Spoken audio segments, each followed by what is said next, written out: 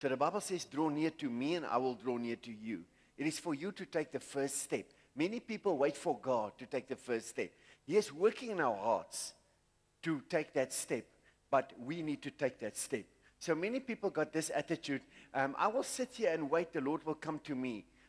You need to take the first step. But He will work in your heart and convict you and help you to take the first step, but you need to take the first step. So the Bible says, draw near to me and I will draw near to you. Say to the guy next to you, there's always a condition. You can see anything. There's nothing that is impossible, but you need to take the first step. Give Jesus a hand, please. If you can understand that, you will go a far way. Amen. You're already a couple of miles ahead. Give Jesus a hand. Amen. Hallelujah. No one that sits still and waits on the Lord to do something is going to receive nothing from Him. No one. The two blind men sitting next to the road, what did they do? They did something. Say to the guy next to you, they did something. They didn't only sit there and wait. When they heard that it was Jesus that came along, they cried out, Jesus, Son of David, have mercy on us. And the people tried to quiet them, but they were persistent. Say to the guy next to you, persistence is what you need. They cried out. When the people said to him, quiet, quiet, you're making noise. The Bible says they cried out the more. Jesus, Son of David, have mercy on us. And they got the attention of Jesus. Say to the guy next to you, when you cry for mercy, you will get the attention of Jesus. And Jesus stopped in His tracks and looked unto them and said, and bring them here. And the people said to him, take courage. He's calling for you. Say to the guy next to you, there's always something you need to do first. When you do that thing, you got to get the attention of Jesus. Jesus knew that they're going to sit there. He knew they're going to call for Him. He worked by His Spirit in their hearts to call for Him. But if they refused to call for Him, they would have remained right there next to the door as dumb people who have not been touched. Today you get many dumb people who die in their sin, who die in their hopelessness, because they do not cry out, Jesus, Son of David, have mercy on us. Give Jesus a hand.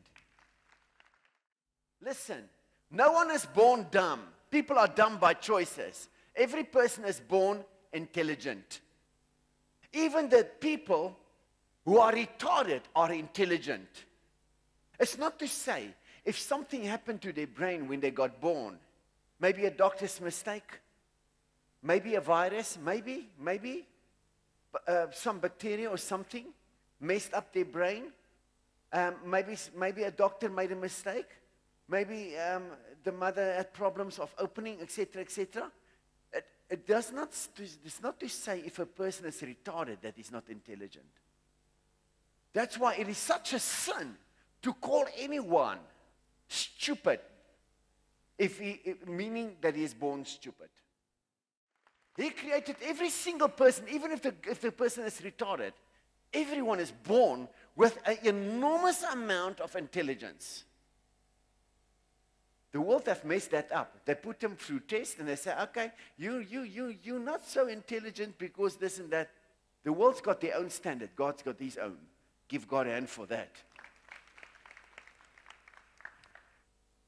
I said the world got their own standards, but God got His own standards.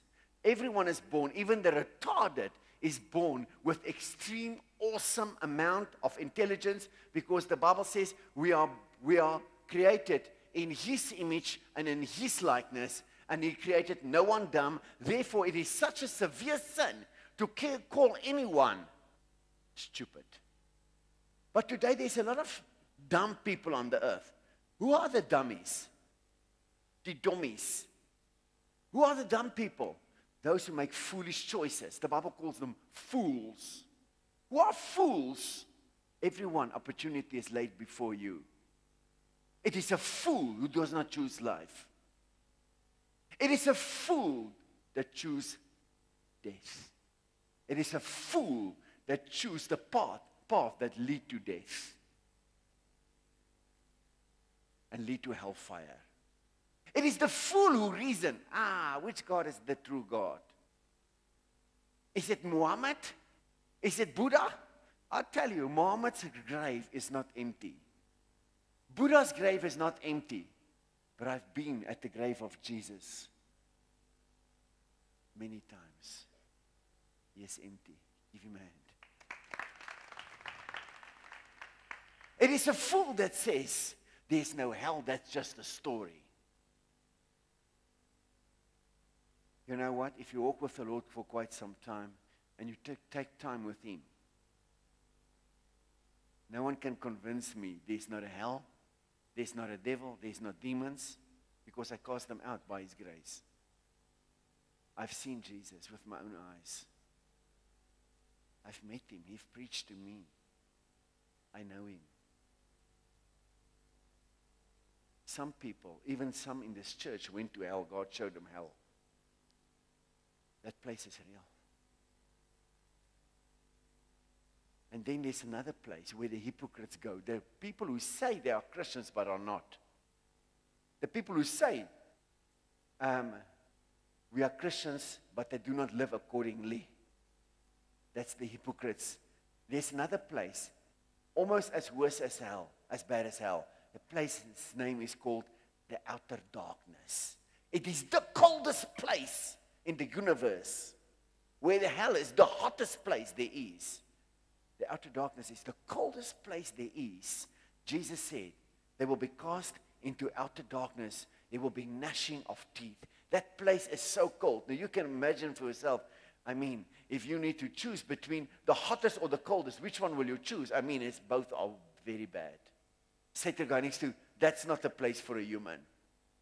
Now the place, the outer darkness, is specifically created for hypocrites. People who say they are Christians but are not. They say they are Christians but they do not live accordingly. That outer darkness is created specifically for them. Hellfire is not created for humans. It was created for Satan and his angels. And obviously, and that's why Satan is the only way he can get back at God, by deceiving the top of his creation into following him. Hell is not for people. It is for Satan and his fallen angels. But the guy that is such a fool to follow Satan and his ways, obviously will end up. If you follow Satan, you will end up where he will end up. Satan going to, that is foolish. You need wisdom in life. Amen? You need wisdom. You don't always get chances over and over and over and over and over. I remember the day when I walked into Jesus, or I rode into him with a motorcycle. He said to me, this is the last.